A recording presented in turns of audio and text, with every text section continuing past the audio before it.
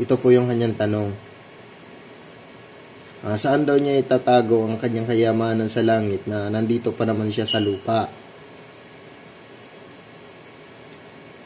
Ang pagtatago kasi ng kayamanan sa langit, kahit buhay ka pa dito sa lupa, itatago mo yun sa puso mo.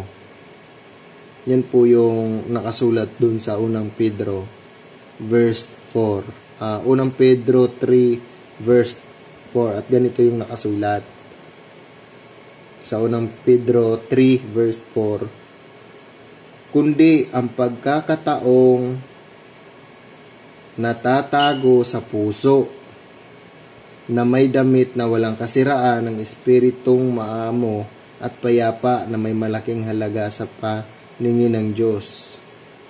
Yun, natatago sa puso. Yun po ang sagot. Itatago mo yun sa iyong puso. Kaya kung meron kang tutol, pwede po kayong mag-comment sa baba, at kung meron naman kayong gustong itanong, pwede po kayong magtanong para matatalakay po natin. Kung meron kayong tutol, di siyempre ating pagkatuwiranan para ating isi-settle na talagang ayusin natin. Kung meron kayong tutol, nandito na lang. Bye-bye.